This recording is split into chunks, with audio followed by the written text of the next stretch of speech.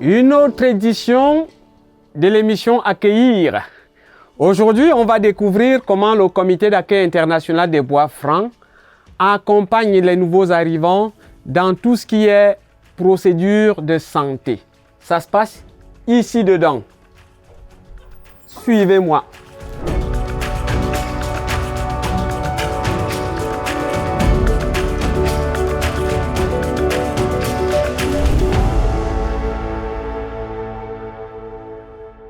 Mesdames, Messieurs, je suis une fois de plus dans l'un des bureaux du Comité d'accueil international des Bois Francs et face à un autre collègue qui va se présenter. Oui, bonjour Issouma. Bonjour. Moi, je m'appelle Zian Akouche.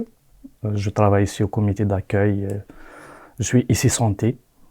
Je peux ajouter que je suis de nationalité algérienne. J'ai vécu, j'ai grandi en Algérie, dans la région de la Kabylie. J'ai fait mes études là-bas jusqu'à l'université. Après, j'ai quitté l'Algérie. Et mes dernières 17 ans, j'étais en Ukraine jusqu'à 2022. Ce que je constate, c'est que ici, au comité d'accueil, il y a quand même une bonne diversité parmi les employés. Hein. Oui, ouais. Je pense qu'on a une dizaine de nationalités, plus bien sûr les Québécois. Nous sommes un groupe de 22, je pense, et 10 nationalités. Ça, c'est super. Alors, pour aujourd'hui, on va parler de votre poste. Donc, c'est santé. Quand vous dites vous êtes ici santé, ça veut dire quoi?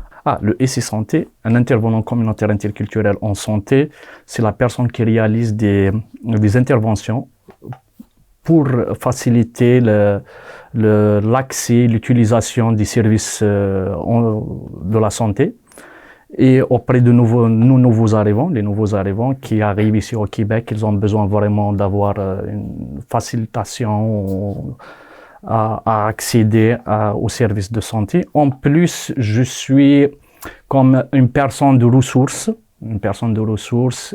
et facilitateur pour les divers professionnels de la santé aussi.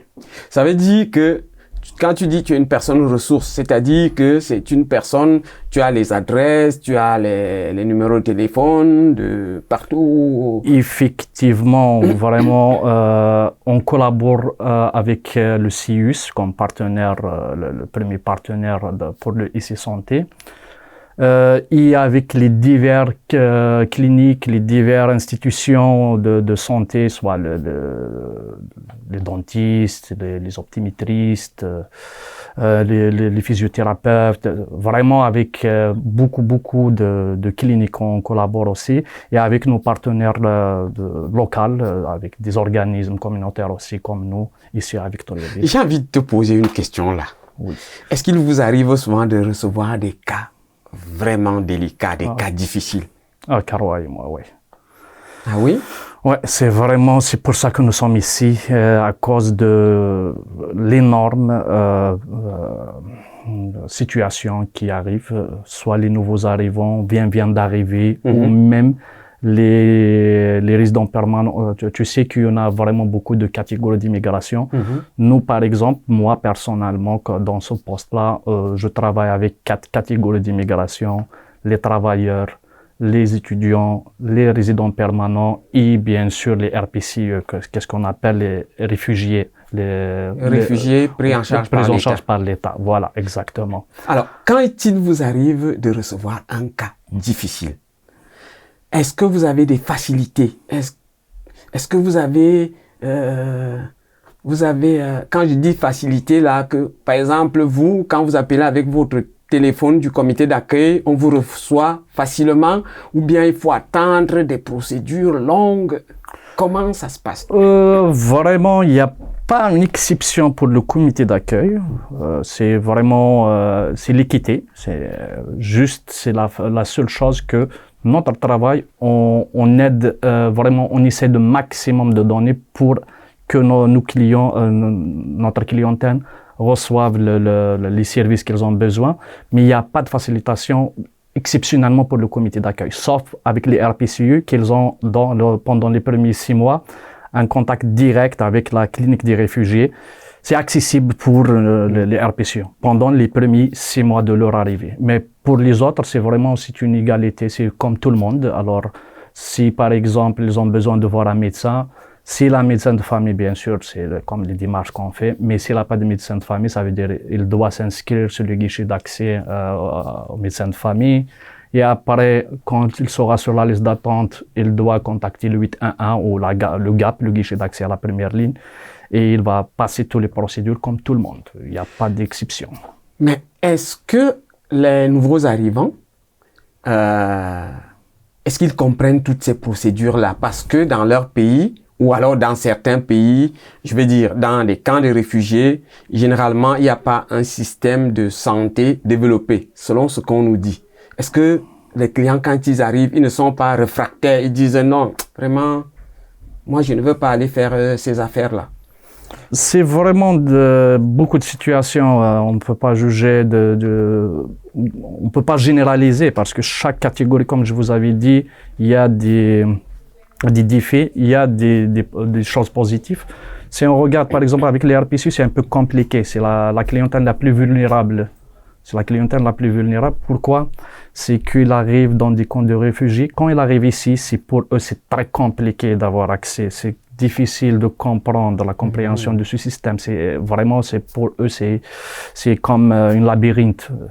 Et c'est pour ça qu'on les accompagne, on fait l'intermédiation, on explique, on utilise les pictogrammes, on utilise les dessins, on utilise des petites capsules vidéo juste pour passer le message. Les autres catégories, c'est quand même ça, il y a quand même des catégories comme les travailleurs qualifiés, par exemple, c'est quand même, ils sont plus autonomes, c'est juste ils ont besoin un petit peu d'accompagnement, un petit peu d'explication, et ils s'impliquent directement, ils commencent à comprendre le système de santé. Est-ce que ça répond? Oui, j'espère que les téléspectateurs vont bien comprendre ce que vous avez dit. Moi, personnellement, j'ai bien compris ce que vous venez de mentionner. Et ça m'amène à poser une autre question, c'est celle des différents domaines de santé. Par exemple, la santé mentale, la santé, je ne sais pas, sexuelle, la femme enceinte. Est-ce que vraiment, ils comprennent tous ces domaines de santé-là? Est-ce que vous avez un accès facile aux spécialistes de ces domaines-là? Effectivement, je retourne à ta première question là. Est-ce que c'est différent par rapport à leur système de santé dans leur pays d'origine? Effectivement, c'est différent. Même si nous sommes tous, le Québec, le Canada et dans l'OMS, l'Organisation mondiale de la santé. Ça veut dire qu'il y a des choses qui sont vraiment partout dans le monde, comme la vaccination, comme on parle des suivis de grossesse. Mais la santé publique, les maladies contagieuses et tout ça, mais si on rentre dedans, c'est tout à fait différent. Par exemple, en Afrique, en Asie, tu n'as pas besoin de prendre rendez-vous. Tu te présentes à la clinique, tu te présentes à l'hôpital, et tu attends, tu fais la queue et tu vas avoir ton tour. Mais c'est au Québec, au Canada, c'est tout à fait différent. On a vraiment tout structuré, tout déterminé, alors tu as besoin d'un rendez-vous. Les gens ne comprennent pas ça. Les gens ne comprennent pas que c'est quoi une liste d'attente. Pourquoi moi je présente à les urgences et je ne serai pas servi directement. Je dois rester 18 heures, 20 heures, 10 fois. On appelle ça les urgences. Ça veut dire pour eux, c'est nouveau, c'est vraiment bizarre, ils trouvent ça bizarre.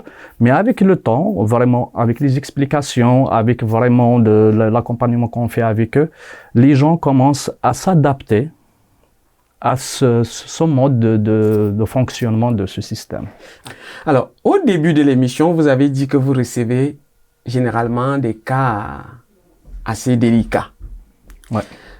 Pour le client qui arrive, comment est-ce que vous établissez la confiance en termes de confidentialité? Est-ce qu'il n'aura pas peur que s'il a une maladie, vous allez divulguer l'information?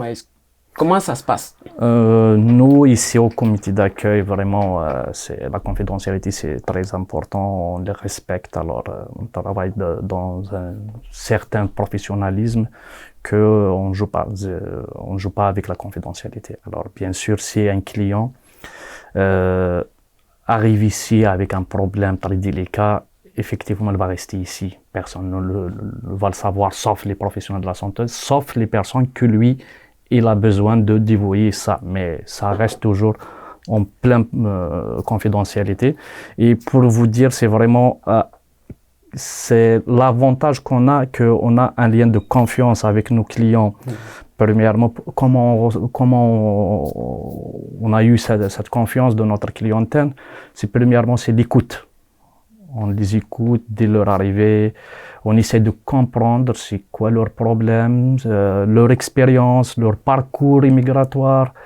Nous comprenons que vous avez vraiment un magnifique travail. Ça, c'est sûr et certain.